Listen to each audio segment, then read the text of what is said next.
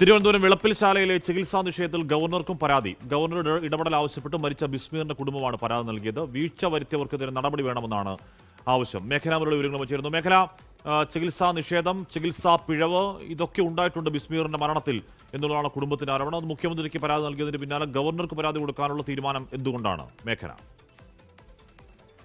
ഹാഷ്മി, പ്രാഥമിക ചികിത്സകളെല്ലാം നൽകി വീഴ്ച വരുത്തിയിട്ടില്ല എന്ന് ഈ ആശുപത്രി അധികൃതർ ആവർത്തിക്കുമ്പോഴും കുടുംബം ഈ പരാതിയിൽ ഉറച്ചു നിൽക്കുകയാണ്. അതിൽ നേരത്തെ തന്നെ മുഖ്യമന്ത്രിക്ക് പരാതി നൽകിയിരുന്നു. അതിന് പിന്നാലെയാണ് കർശന നടപടി ആവശ്യപ്പെട്ട് ഇപ്പോൾ ഗവർണർക്ക് മുന്നിലേക്കും കുടുംബം എത്തുന്നത്. മരിച്ച ബിസ്മീറിന്റെ ഭാര്യ ജാസ്മിനാണ് ഈ പരാതി നൽകിയിട്ടുള്ളത്. അതിൽ പ്രധാനമായും പറയുന്നത് ഈ പലതരത്തിലുള്ള പ്രചരണങ്ങൾ നടക്കുന്നു, പക്ഷെ അത് തെറ്റാണ് എന്നുള്ളതാണ്. അതുപോലെ തന്നെ ഈ CPR നൽകിയില്ല, അതുപോലെ തന്നെ ഓക്സിജൻ നൽകിയില്ല, അതുപോലെ ഈ നെബുലൈസേഷൻ പോലും നൽകാൻ തയ്യാറായില്ല, ആശുപത്രിയിലെ അധികൃതരുടെ പെരുമാറ്റം മോശമായിരുന്നു അടക്കമുള്ള കാര്യങ്ങളാണ് ഇതിൽ പറയുന്നത്. മെഡിക്കൽ കോളേജിൽ എത്തിച്ചപ്പോൾ എന്തേ CPR നൽകിയില്ല എന്നുള്ളതാണ് മെഡിക്കൽ കോളേജിലെ ഡോക്ടർമാർ ചോദിച്ചത്. ഈ ആംബുലൻസിലേക്ക് കയറ്റുമ്പോഴേക്കും ബോധം പോയിരുന്നു അടക്കമുള്ള കാര്യങ്ങൾ ഈ പരാതിയിൽ സൂചിപ്പിക്കുന്നുണ്ട്.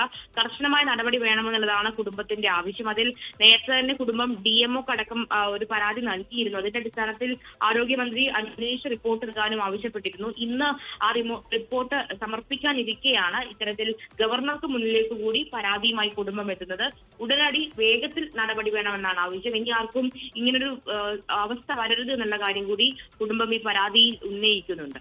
ഓക്കെ, ആ കുടുംബത്തിനെതിരെയും മാധ്യമങ്ങൾക്കെതിരെയും ഒക്കെ വലിയ സൈബർ പ്രചരണം നടക്കുന്നുണ്ട്. ഇപ്പോൾ വന്നൊരു മെസ്സേജ് ഞാൻ വായിക്കാവേ.